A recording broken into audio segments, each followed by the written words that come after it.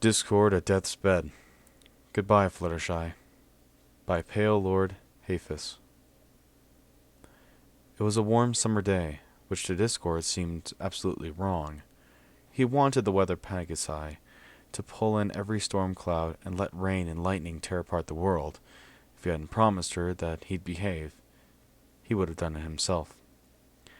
Outside, a myriad of butterflies surrounded the entire house at the edge of the everfree forest, slowly circling as if their wings were weighed down. A gentle breeze blew across the leaves of trees full of birds, silent and looking down. On the ground, warmed by the golden summer sun, was gathered squirrels, beavers, rabbits, bears, and all other manners of creatures. All had gathered, and were all silent. "I don't want you to go," Discord said to the ancient yellow pony, laying in the bed. He sat near her in an old-faced blue recliner she had bought for him to keep at her home, so that he had always had a place there and feel welcome. He didn't know what feeling welcome was until he met her. "It's all right. It's just my time," the old yellow pony said slowly. Her hair still had wisps of pink here and there, but was mostly gray and thinning. The wrinkles on her face were deep, but they couldn't cover up the delicate nature of her high cheekbones or the brightness of her eyes. Each breath she took was heavy and rasped in and out slowly, as if she had the will to breathe through her lungs. Yet somehow, she didn't look sad, or scared, or any of the things one would expect. "I don't have to let you go, you know. I can make you young again. I can keep you here. Just let me," he begged as tears rolled down his cheeks and collected in his beard. "Discord," the old pony said. "Sweetie, it's okay.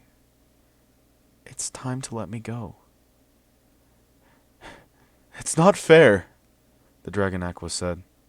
"I'm the master of chaos. Why do I have to let you go?" "Because there is an order to things," Fluttershy said, and then closed her eyes for a moment. Her breath was so shallow that even Discord had to strain to hear it. "I hate order," Discord said, sounding more like a spoiled child than an ancient force of chaos. "I know, sweetie," the yellow pony said. "I know, but sometimes we have to deal with things we don't like." Fluttershy slowly lifted her hoof from her chest and reached out to hold Discord's hand. She smiled and tried to comfort her old friend. "Do you remember when you made my house float up into the sky and spin around and around?" she asked. "Yeah," Discord said, while trying to fight back a smile. "Those were good times." "Good times?" she said playfully. "I still don't have all the cracks in the walls and ceiling patched up." He started to laugh. "That's what I said. Good times." They both laughed for a moment, but a spasm of coughs cut the moment short. "Are you okay?" Discord asked. Is there anything I can get you? Tea?" After Fluttershy took a few deep breaths and had her lungs back under control, she smiled again and looked up at Discord with a sweet gentleness in her eyes. "Yes, please," she said quietly. "I think that would be just wonderful." "You just wait right there," he said as he got up from the chair and started towards the kitchen. "I'll make it just the way you like it. No magic, I promise. With real water and leaves." "Thank you," she said as he left the bedroom and headed towards the kitchen. He fumbled with the teapot, dropping it several times. Found the tea in the bottom cupboard behind several bags of critter food, and used just the tiniest bit of magic to get the fire in the stove burning. He waited for the teapot to whistle and thought about the years he had spent in Ponyville, since he had been released from Stone for the second time. He loved Nightmare Night. It was the most fun out of any of the pony holidays. So much mischief, and ponies loved him for it. Even Princess Luna got in a few of the pranks. Of course, that other princesses never did join in on things. Too much of a stick in the mud. Pretty ironic for the goddess in charge of the sun. He was pulled out of his reverie by the series of loud knocks on the door and quickly made his way to the front room to answer it. "Oh," he said as he looked out at the pastel rainbow-maned alicorns standing outside. I see you finally decided to come for a visit. You sure you have the time? He asked with bitter spite dripping with his words. We both come, Celestia replied calmly and stepped inside, revealing the 6-foot-tall purple dragon standing behind her and waiting to come in as well. Hello, Spike. It's always good to see you. Come in, Discord said as he stepped aside to allow Princess Celestia and the dragon to enter. Spike had grown up a little different from the normal dragons, slower and without greed spearing his growth forward. He had grown into a tall, lantern-jawed, and honorable fellow. Though he still aged, it was slower than the ponies around him, and he looked young and healthy despite all the years that had passed since he was a baby dragon Discord had met decades before. How is she? Spike asked right away. Not good, Discord said. I'm making her tea. He ran back into the kitchen as the whistling teapot reminded him of what he was doing before they showed up. After a few minutes, he came back into the living room, carrying a tray with a teacup, some cookies, and a flower on it. She's very tired, he said while giving Celestia a sideways glare, and needs her rest. We'll only be here for a little while, Celestia said. Okay, Discord said. But if she looks like she's getting too tired, you'll have to go. Of course, Spike chipped in, sensing the stress between Discord and Celestia. We wouldn't think of keeping her from her rest. They crowded around Fluttershy's tiny bed, and she smiled as her eyes fluttered open. Hello, everyone. Oh my, this is a wonderful surprise. Isn't it, Discord? She asked. Yeah, Discord said as he added another pillow behind Fluttershy's head to prop her up and placed the tray on her lap. It's always good to see old friends. How have you been, champ? Spike asked the old Pegasus. If it wasn't for Discord, I don't know what I'd do, Fluttershy replied. He's been taking care of all the critters and me all this time. That's great, Spike said as he choked back his tears and tried to keep a brave face.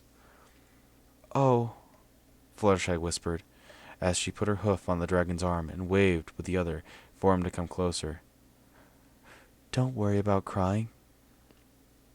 You can just go ahead and do it. I'm not crying, Spike said. Okay, I am crying. The dragon wrapped his arms around his old friend and hugged her, for what he was sure to be the last time, as she whispered and comforted him. I'm going to wait outside, he said, when he finally come to let go of Fluttershy and gave him a knowing nod. Are you just going to stand there and stare at her? Discord asked the princess. Because if that's all you're going to do, you should just leave now. Discord, Fluttershy chid him. This is very hard for the princess. Oh, I bet it is, he said as he was going to say more before he noticed the look on Fluttershy's face. Okay, I'll shut up. After a long moment, Celestia finally spoke. I have come to say goodbye, and that I will miss you. Is that all you have to say? Why don't you offer to save her? Discord exploded with rage. You heartless! Do not begin to think you understand me, Celestia interrupted him. I am not like my subjects. I have been around for much, much longer, and I will be here long after they have gone. They come into my world and leave again so quickly, and the longer I live, the faster they fade away. I have seen towns, cities, and nations spring up and crumble away. I have seen friends grow old and infirm again, and I've lost so many. Celestia took a deep breath and regained her composure. I'm sorry, Fluttershy. I don't know what came over me. This isn't the time or place. Her voice trailed off, and a single tear wound its way down her face and fell to the floor. It's okay, Princess, Fluttershy said softly. I understand. Silence painfully pressed against the walls of the room for a few moments before Discord finally spoke. I'm sorry too, Princess. It's all right, Celestia said softly. Princess, Fluttershy spoke up, could you leave Discord and I alone for a little while? Celestia looked back and forth between the dragon Aquas and the old pony for a moment before nodding and silently leaving the room.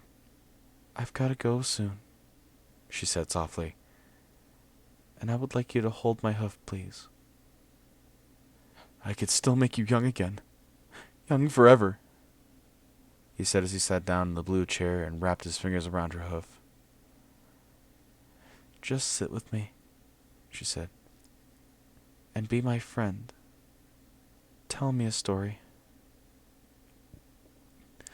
"Okay," he said as he tried to think of a story. "Once upon a time, there was a very lonely creature that no one understood, that no one trusted, and that had never had a friend.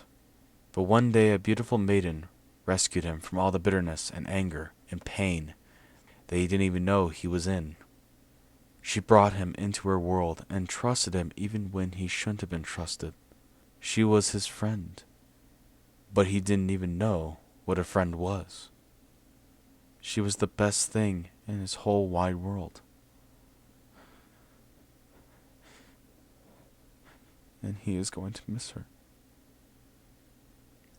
As he finished his story and dried his tears, he leaned down and laid his head on her shoulder. "That's a lovely story, sweetie.